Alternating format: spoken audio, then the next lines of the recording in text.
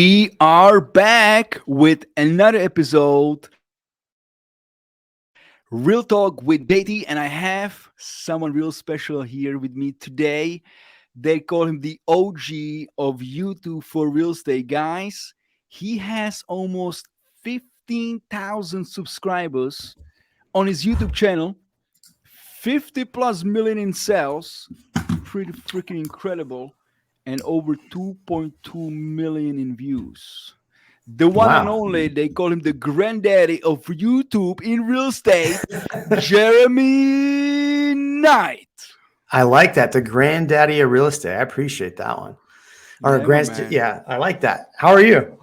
I am doing great. Thank you so much for taking the time. I know you're always busy traveling and educating people on the YouTube stuff and taking the time to share some knowledge with the viewers. I appreciate you, Jeremy. Well, Thank thank you. you. Thanks for having me. Thank you so much. So, who is Jeremy besides, doing a lot of video content and taking it to the next level? What else do you do besides selling real estate?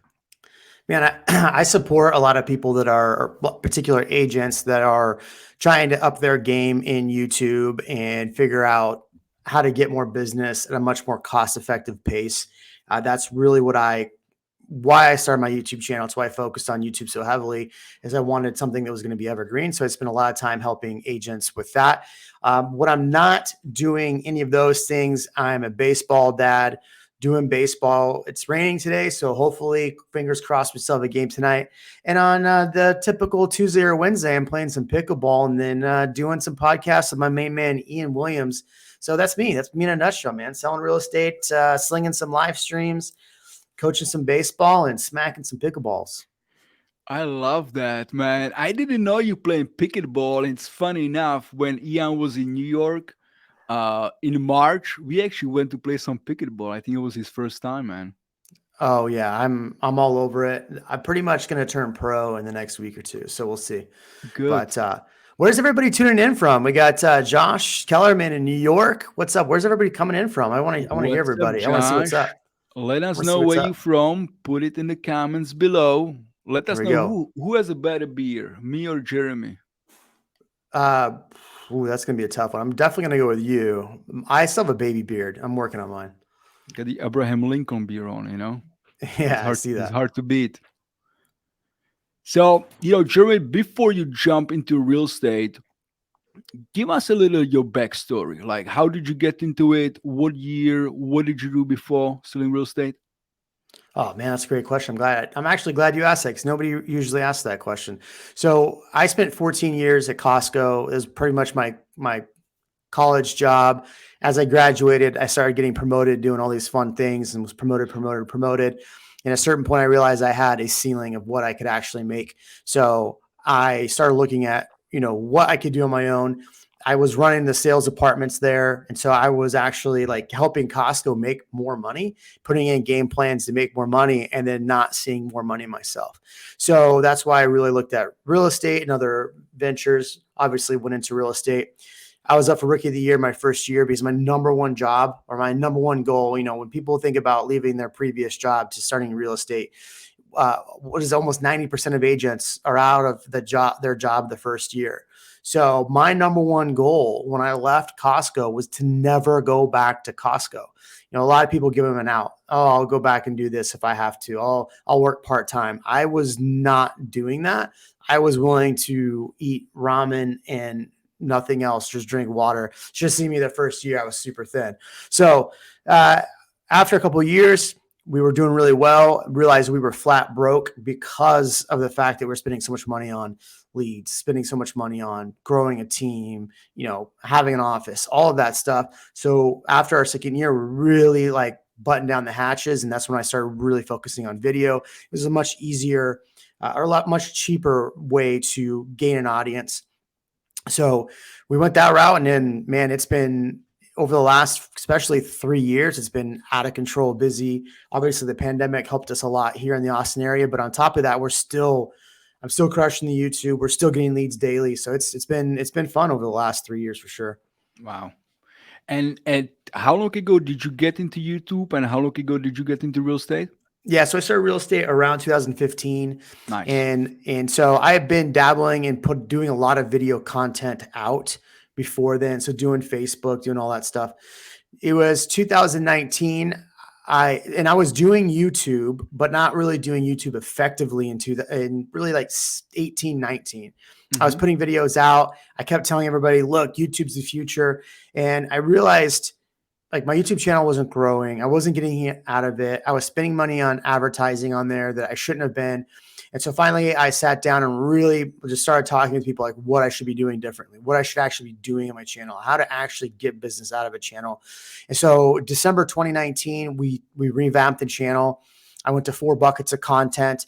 Those 4 buckets of content meant putting out one video per week, edited, beautiful video, which if you go back to 2019, the end of 2019, early 2020, they all sucked. Like the videos were terrible. But from there, within about 4 or 5 months, I got the first phone call. And I'll never forget the first phone call because my wife and I were driving into a new construction neighborhood.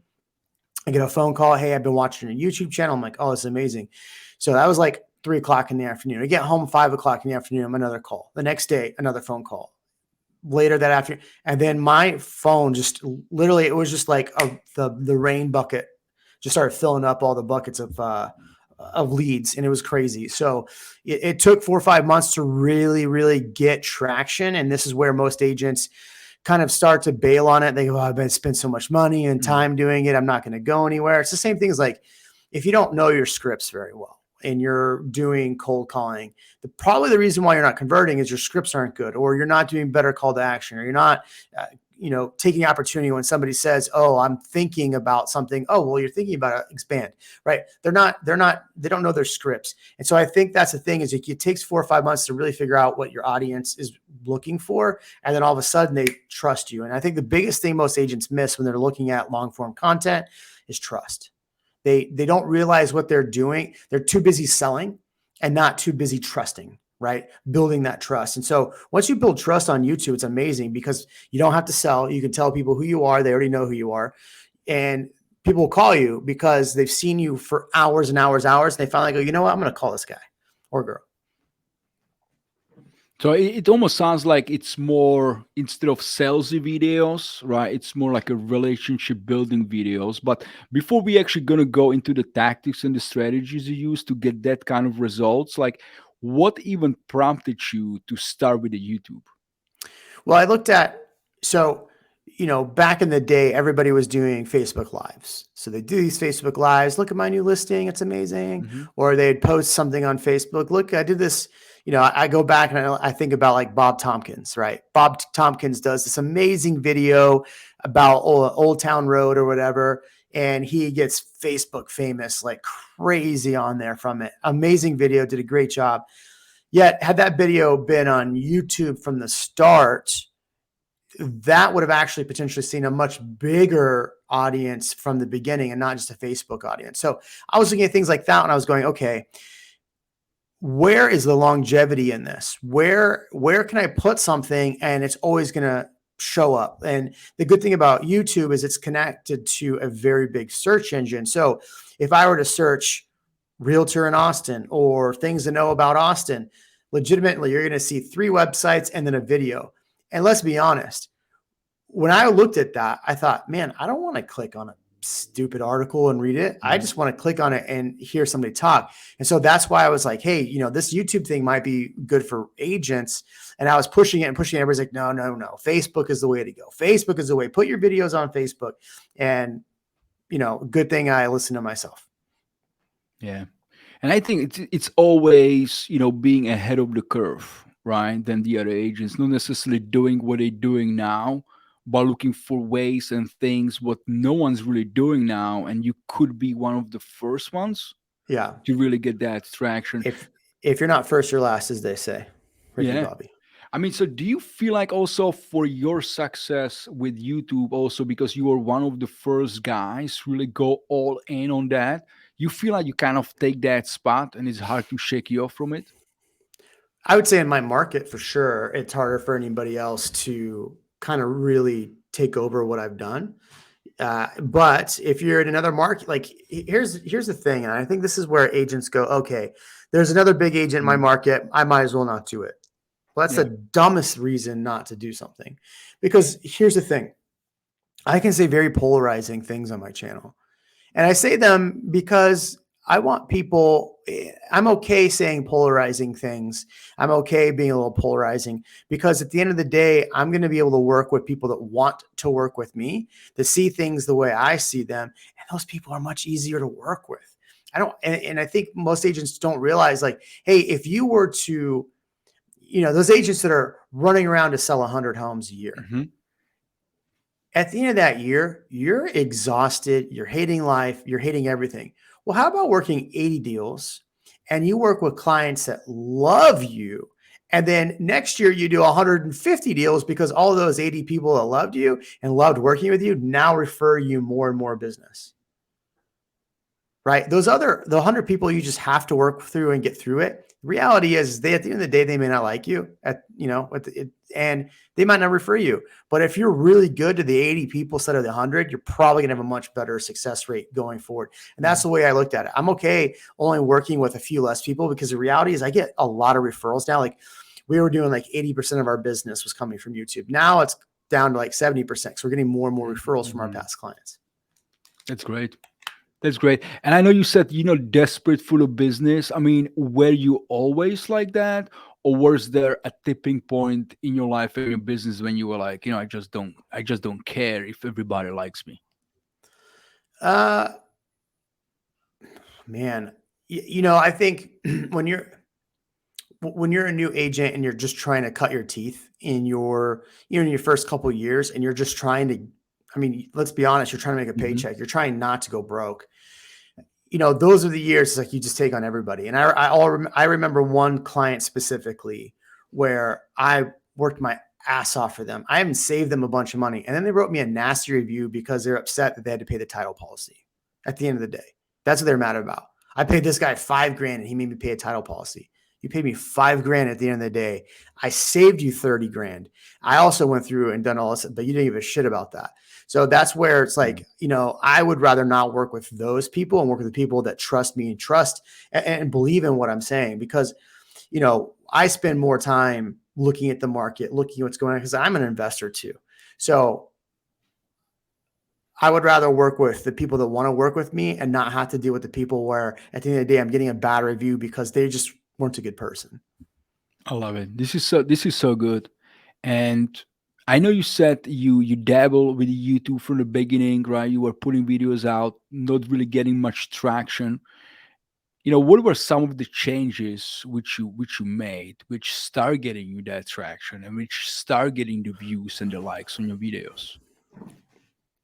Well, one thing I think is that I started focusing on what people were searching for, right? Since YouTube is a search Mhm. engine, what are people actually searching for? What are they wanting to know? And so doing videos about what people are actually searching for and looking for, and that absolutely changed my business. Instead of just doing these silly real estate videos where, I'm doing real estate dad jokes, like that doesn't sell. That doesn't tell people anything about you. It just tells you that you want to be funny. So, but telling people like, hey, these are the 5 best neighborhoods. Here's why they're the 5 best neighborhoods. I've done all the data for you. If you're wanting this, here's what this neighborhood offers. Here's what this neighborhood offers. The prices are going to be this. Yeah, we can negotiate on some of those because the market's changed a little bit. People want to hear that. People want to know that information instead of like, oh, downtown ice cream shop just opened up. It's so great. Here's an ice Mhm. cream shop. Why do people Yeah, really well, care about an ice cream shop downtown? Like it's great, but if you were to do a video like, here's the coolest ice cream shop just to open up, I love it. I've got all these. Look how long the line is. It's amazing. If you want to live downtown where you can be next to an ice cream shop like this, or maybe that burger joint over there, look, let's check out this $3 million penthouse right here. Right now, you've brought it back to real estate. So doing things like that, focusing on actual real estate, focusing on things people want. mhm. Now, do you feel like my experience is with a lot of the agents which they want to do YouTube, but there's a big learning curve, right? Like, how did you learn all of that stuff, the thumbnails, the keywords, what people searching for, the editing? and all that good stuff, like what are your suggestions for the agents to start with? Look, you're going to have to grind, there- everybody's looking for the easy button, and that's why so many agents want to do Instagram or YouTube shorts or short content. They don't want to do the long form content. They want to do the short, quick hitting content 'cause it's easy. Okay. Well, the money isn't in easy. The people that become the most successful in this business tackle the hard and make the hard easy. So you're going to have to, at one point, just tackle the hard and make the hard easy. So what I mean by making it easy is you're going to have to start figuring out, number one, what your audience wants. Start shooting content around that. Okay. That's hurdle one, right? And a lot of people are like, oh, I need all these. Look, this thing right And the here will do everything you camera, need. This lighting, thing, and yeah. editor, and I literally shoot all my short stuff now with this. It's a little mic. My audio sounds spectacular. It looks good because it's on an iPhone. And I could use this same platform to do a 10-minute video. Okay. It's not that hard. So stop making it hard. The second thing is start editing yourself, do the basics. Look, people like raw, right? They want to see raw. People want to, and the other thing is especially with YouTube, people want to be along for your journey. That if you think about any of the big YouTube channels that are out there, what is it that attracts you to those YouTube channels? It's the journey. It's what they're doing personally. It's all these other things. So bring people along for the journey. They want to be along for the journey. Most people are voyeurs, meaning that they want to peek into somebody else's life other than their own. So give them a peek into your life. So when it comes to editing, because people always hit me up about the editing. Look, I really think you're gonna have to edit for a few videos just so you can understand how workflow works. Because once you start figuring out how workflow works, now you can actually film video more efficiently. And once you film video more efficiently, it ends up costing you less because your editor when you go finally pay for an editor, it actually costs you less because the editor's workflow is faster than what it would have been if you just gave them this bejungled thing without really a good timeline, without all the information, and then you had to go back and get them information. If you literally timeline something out and then go film it that way and know, okay, the edit's going to look like this or this in my head, and you get it to them, the editor's like, oh, cool, I know what you want, I can take care of it. So it's just, you're going to have to grind. Real estate's not easy. Everybody thinks getting a real estate's easy. I want the paycheck. I want to drink champagne and caviar and just sit back at the club. All right, well, that's not real estate. That's going broke. Yeah. And now when you dive into YouTube, right, was it like the one source of your business, or were you dabbling with expireds and geofarm and different things as well? Or were you like all in on YouTube, forget about everything else, let me just master this? So the beginning of my business was all like cold calling. That's all I did was cold call. And at a certain point, it is it can get frustrating cold calling. And then you get busy. And so then it becomes harder to prospect. So I wanted a way that I could continue to prospect without having to be on the phone all day. And that's why long form video that is searchable, that is evergreen, stuff that you can put into blogs and send to your past clients, stuff that you can put in an email to your database, something that somebody comes into your website, they get a video of you. All of those things are good reasons to do video and to do YouTube, because now you have it all there. Do you think honestly in today's day and age, I remember, Tom Ferry used to tell me back in 2008, John, you got to do more videos, right? Do you almost feel like if you're not doing video content today, you're probably not in the business? There's a lot of people that can do it without it. You know what I'm saying? Like, I think, so we were at Video Blueprint this week, and Tom made a really good analogy of how everything should go. And that is to layer, right? I think YouTube, if you do YouTube and video content, you can layer that into other aspects of your business. So what I mean is, let's say your cold calling expires and you find numbers that are on the do not call, and you decide to text a whole group of people, like slide dial text. You can send a video about your listing presentation. You can send a video about why you're different in a text, and it comes straight through from a video link, whether you're doing YouTube or you do organically just straight from your phone. So that's a way to actually get in front of more people. Now, here, the great thing is, like, if you're trying to farm an area and you're sending out mailers to an area, but on the back of that flyer, I did this on, I don't have the flyer in front of me. The back of that flyer, you have a QR code. What's the market update for your area?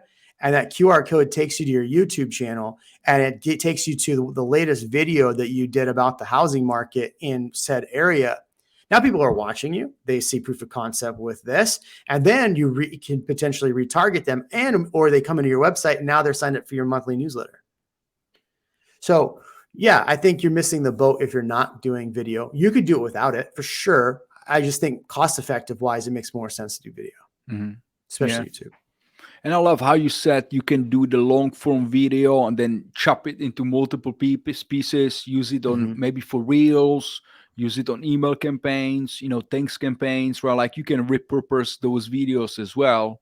It's not just like do it once and forget it, right? Right. 100%. I love it. Now, how do you personally, how do you balance your online and offline presence? What do you mean? How do I balance my online and offline presence?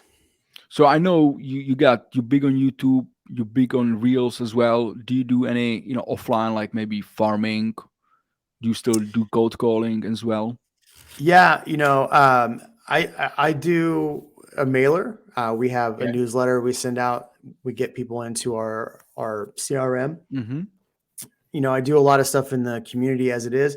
As I said, I played pickleball earlier. I try not to hit anybody in the face, just so they, and I try not to win every round, right? So I got to let some people win. That way I get more business out of it. But, I'm involved in the community. So there's a lot of things that we do as far as just being, involved in, school events and things like that. So, but video is probably the biggest tier of our entire thing. Cause, when we do open houses, we had a listing in our neighborhood, and everybody that came through was like, "Oh, you're the YouTube guy.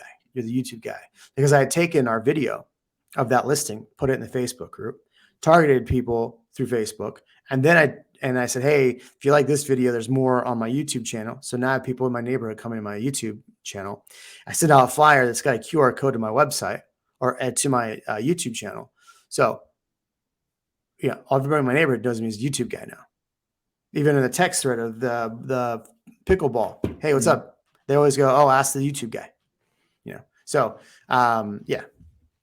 So let me ask you, so are you thinking of sending some of the traffic maybe to your website as well, where you can generate some more leads and actually capture those people instead of sending them to the YouTube? Or what is the game plan with that? No, I'd rather them go to YouTube. Okay. I'd rather them go to YouTube, because what happens, all my information's on my YouTube channel, my website, all of that stuff. I'd rather that, and we have a call rail phone number set up on there as well. So what happens is people that are on YouTube, they find the number, they see the number, and they call the number, or they email me directly from there, or they do go into my website from there. So I'd rather them see the YouTube channel so they can see. Now, yeah, I could. So those other markets. So I did one card we sent out. I had a market update, and I had done a video, and I put it through to the blog on our website. So there's that too. Yeah. Now, what are some of the challenges? Because more and more people, they jumping into the YouTube game. What are some of the challenges you do foresee, which you're going to be faced with? Well, I mean, I'm not really worried about more people jumping in, because again, like I said earlier, you're going to attract your people, and people are going to come to you for what you're doing. So I don't really think that I think there'll be more competition at the end of the day. You might, but at the end of the day, like, you can promote and help people in your sphere and I know this is wild to think about, but we're at a brokerage that is all about collaboration at Real Broker. And so I have agents in Austin that I'll bring on my YouTube channel and ask them what they're doing in their business. Talk about, I mean, you see it. I have a live stream once a week with Ian Williams. And Ian Williams, if you want to say he's a direct competitor in my market, well, he's in my downline at Real. I help him out. It's a collaboration. I'd love for him to come on my channel, because the reality is like, your people will watch your long form content and come for you. If you bring other people on, they like the differing opinion, but they may like go off and go work with that person for sure. But if they're coming to you as as the source, you are the news channel. You are the channel that people are coming to. Yeah. No, I agree with you. I think competition only makes you better, right? Now, do you see any changes in terms of like the algorithm or in, in people, how they search for stuff and what they search for stuff on YouTube, and then you have to adjust how you make those videos? Yeah. So there's a question in the comment here from Josh about how do you find what people are searching for. There's several different programs you can use. You can put in top keywords for Austin or whatever area you are. What I do a lot of times is I'll go into like Facebook groups where people are posting about questions they have about the market in that area, Hmm. and I just see what questions they have. I try to stay with 4 buckets of content. So I find newsworthy information about Austin as far as things that are coming to Austin, happening in Austin. I talk about new construction, what's happening with new construction. I talk about the suburbs, the places to live. Those videos have gotten really boring to me, but that's what people are still searching for. So, I mean, there's a lot of different programs out there you can pull up to search for that information. And so, why did you pick those buckets specifically? Well, we do a lot of new construction. So, in your, So, it's area yeah. specific to you. You guys Yeah. have a So we do a lot of new construction at lot the of new time, construction. especially in the housing market. We were seeing a lot of builders do a lot of shady things. So people have kind of a resentment towards builders. So we Hmm. talk about some of the things they're doing and not doing.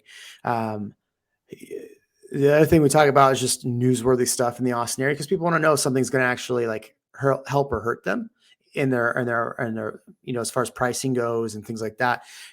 This company laying off 3,000 jobs doesn't necessarily mean it's going to hurt Austin because we're only seeing maybe 200 jobs of those 3,000 being laid off.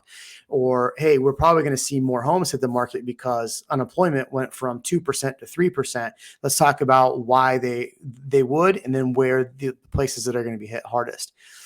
That information is not easy for us to come up with, and that's why people come to us as a knowledge broker, really, because if you're doing the due diligence and going, okay, there's in our market 10,000 homes on the market, 4,500 of the homes are new construction.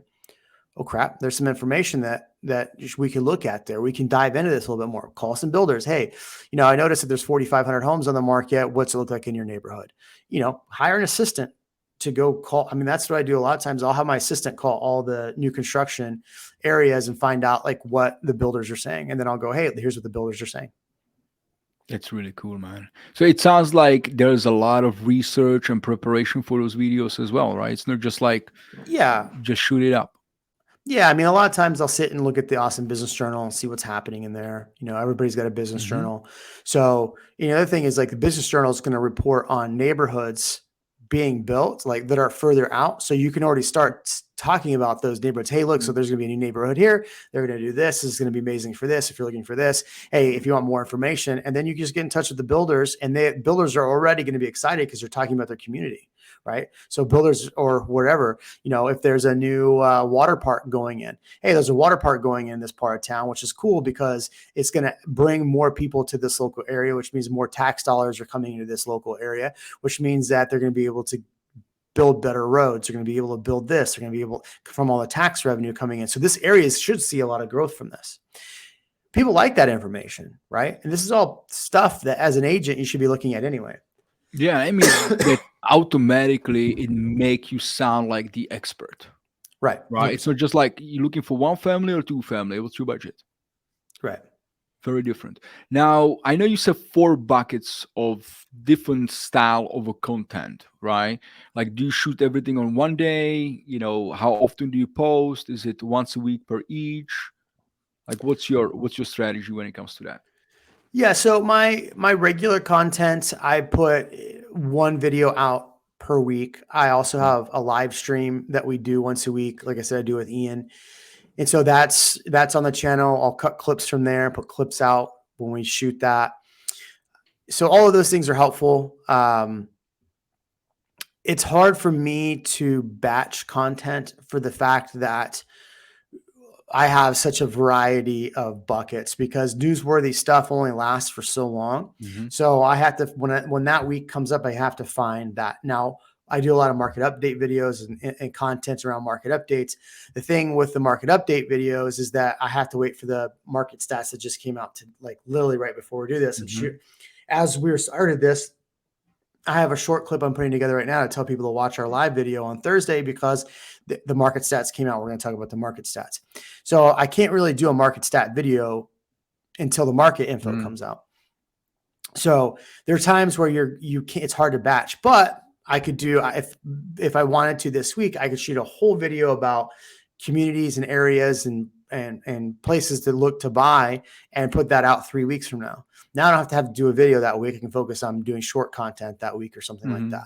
So I try to batch as much as I can, but for me, it's a little bit more of a challenge because more of my stuff's a little more relevant. Yeah, no, that makes sense. That makes 100% sense. Now, you said you do the live one as well. What are the difference if you do a live video which you stream to your YouTube versus if it's pre-recorded and you just posted it? I don't like to do so I like the live stream videos because you can interact with the people in the chats. Like Josh is on here, so we can chat with Josh. Josh can ask questions. It makes the video more entertaining. People feel engaged. So, because the reality is this video is not just you and I having a conversation, it's people watching it. If you record it and then put it out as a live video, you're not going to have that same interaction. And so the people that watch my channel enjoy kind of talking smack. Like, my people will give so sometimes we'll bring on a guest. My people love to harass the guests. I'll tell people right off the jump, like, hey, look, don't be offended by people harassing you in the comments. Like, just take it with a grain of salt.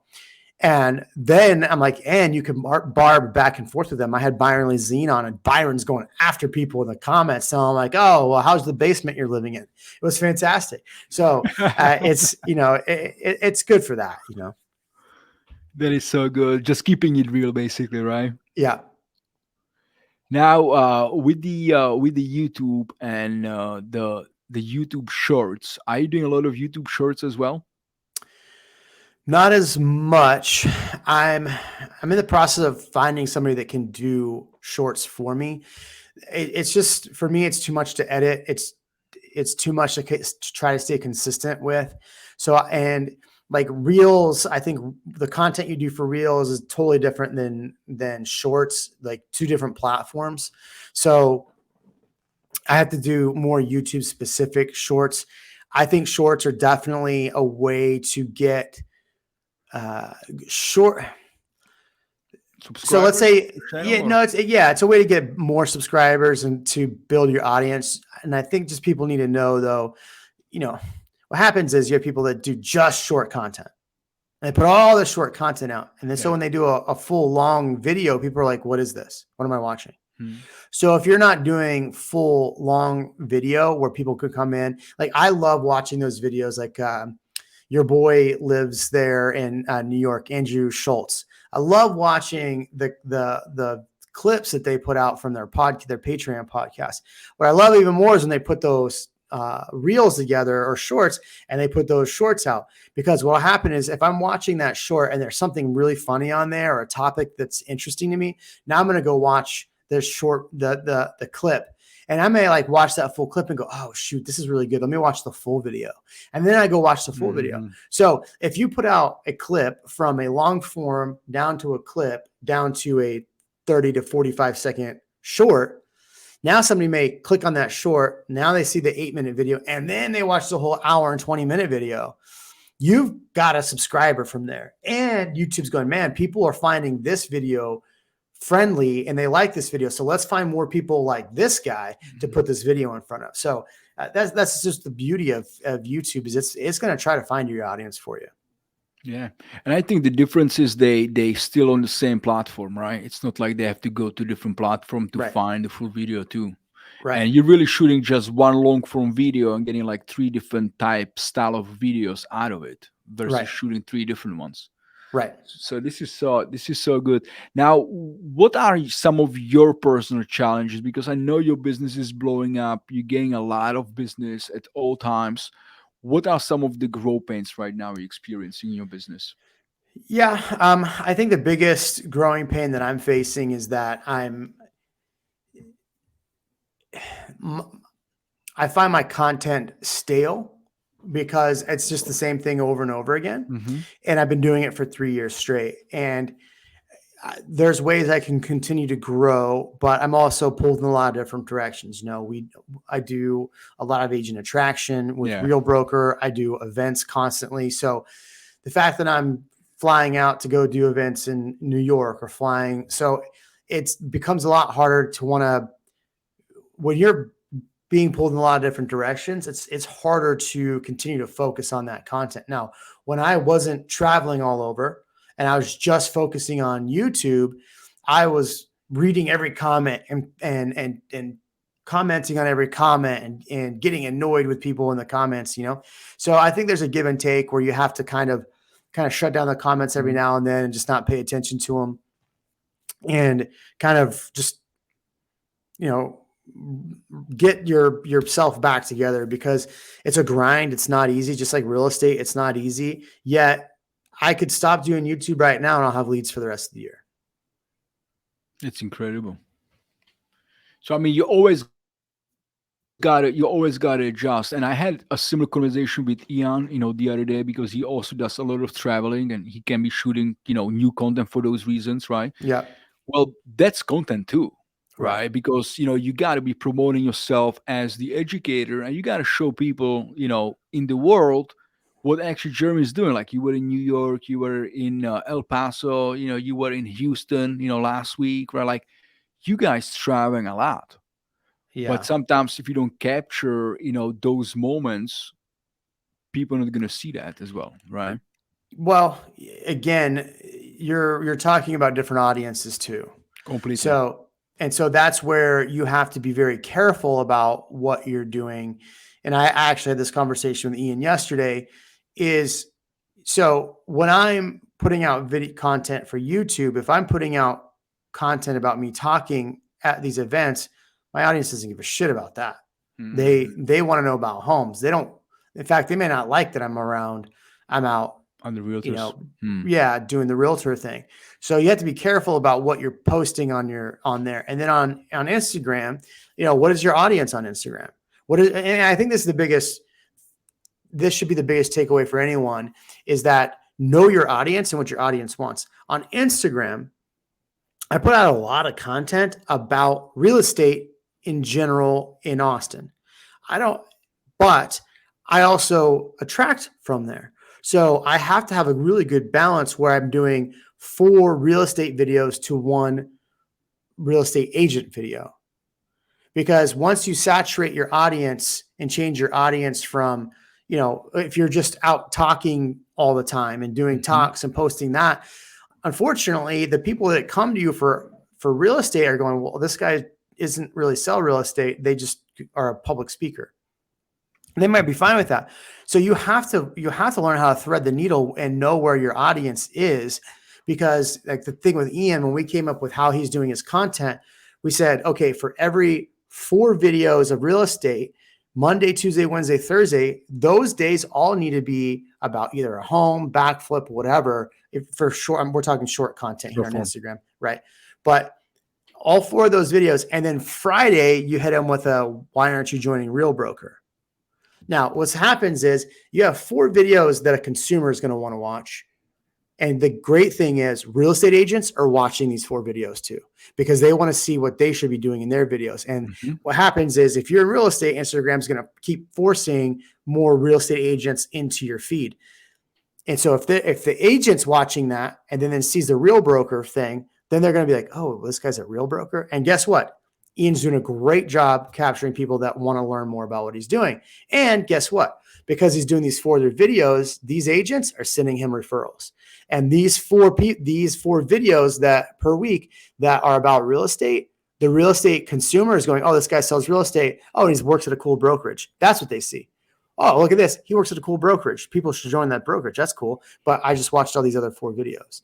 But if you do it the other way, where it's 4 videos all about Real Broker, coming to Real Broker, real estate. Oh, look, I have a house to sell. Like Well, who is your audience? what business are you in?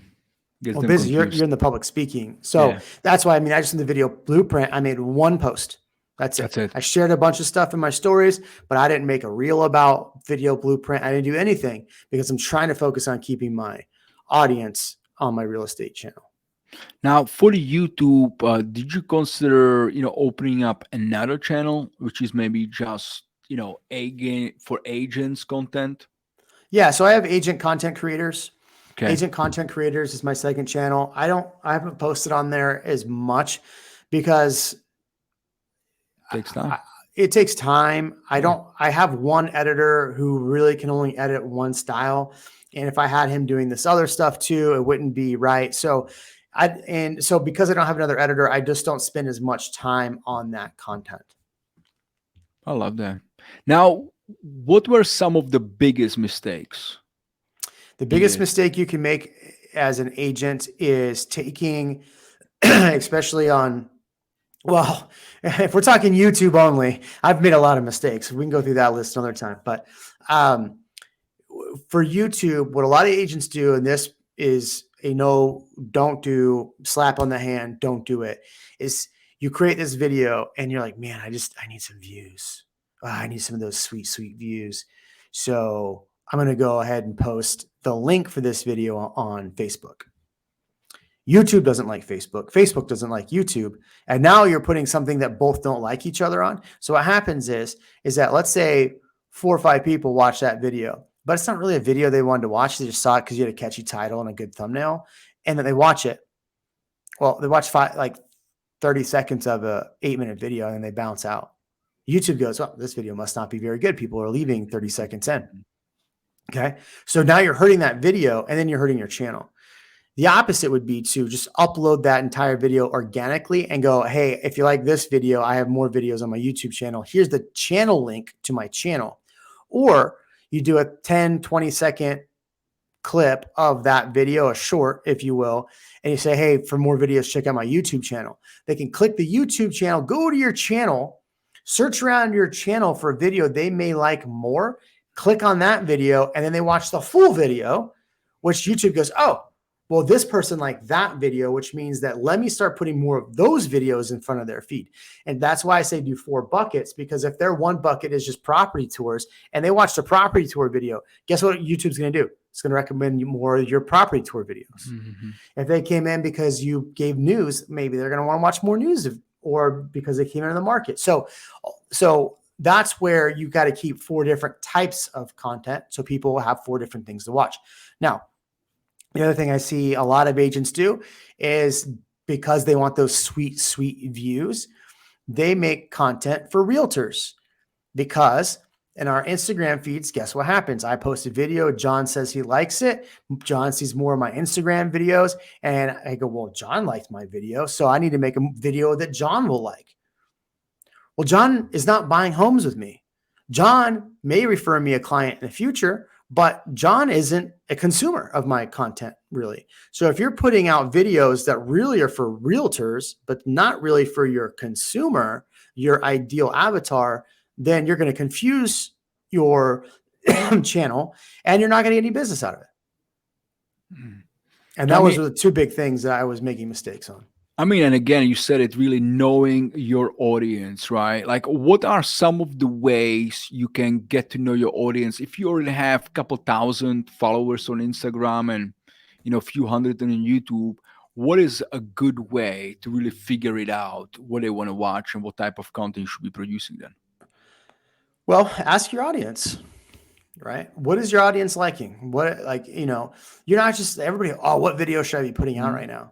It's not one video that's going to get you business. It's the whole Rolodex of videos that are going to get your business. So interact with your audience. See what your audience wants. Ask your audience, hey, what do you think about this? Have you seen this? What are you facing here? Go on to Facebook and post like, hey, write a Facebook post. Hey, I'm doing this video on YouTube. What do you think? And the funny thing is, and now you can take their comments and put that in the video. So interact with your audience. On YouTube, we have a community page. So I'll put questions or polls on my community page all the time on there, Hmm. and it tells me. I'll say to people like, "What concerns you most about Austin?" And it's like the homelessness, prices, affordability. I just hate allergies, right? Well, cool.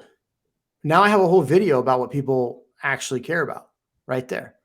So if 90% of the people are concerned about the homeless problem in Austin, well, let's talk about the homeless problem. Oh, Jeremy, you can't talk about the homeless problem in Austin. Yeah, sure I can. Do whatever I want. It's my channel. Yeah.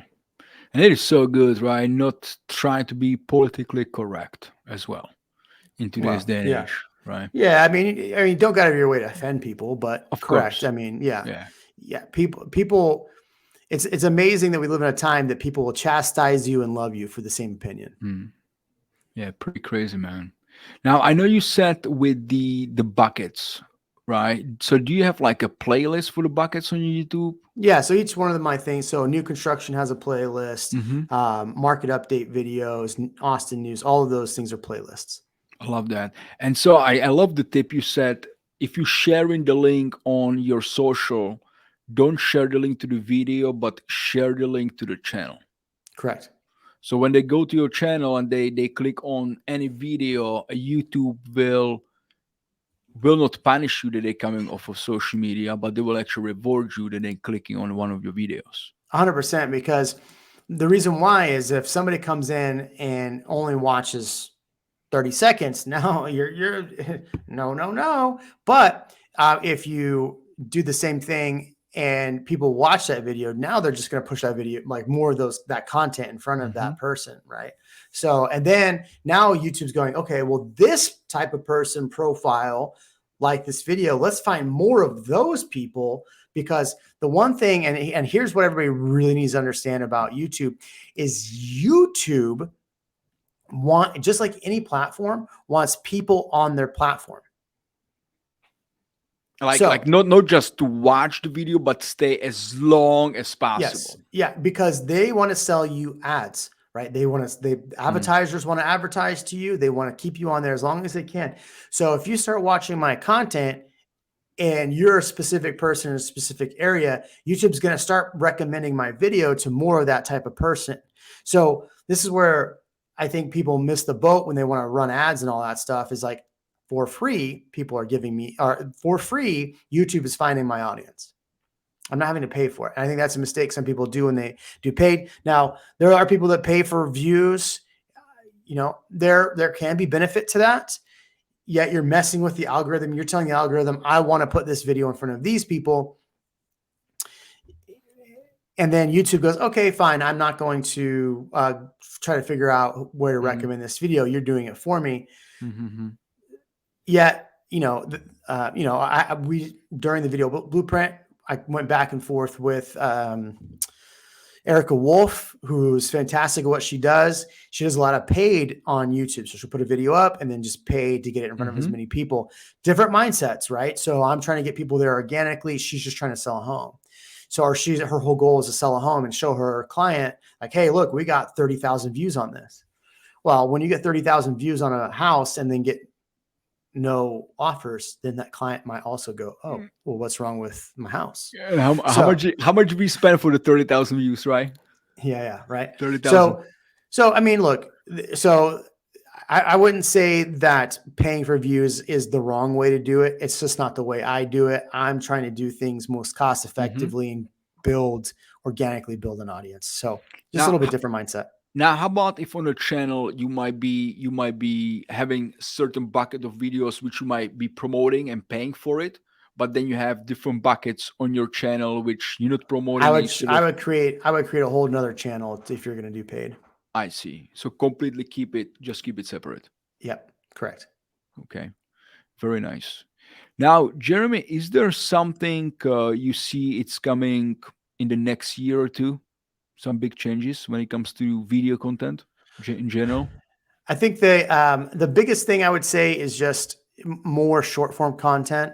So they're really putting an effort into short form content. I would, people are going to hear that and go, oh, got to put up more short form content. I would do more short form content. I would do more short form content that layers your long form content. Mr. Beast in an interview said this: the best people that come for your short form content are coming for your short form content. People coming from your middle range content are coming for your middle range. People are coming for your hour live streams are coming from your hour live streams. So there's little crossover between the two. There is some, but not a lot.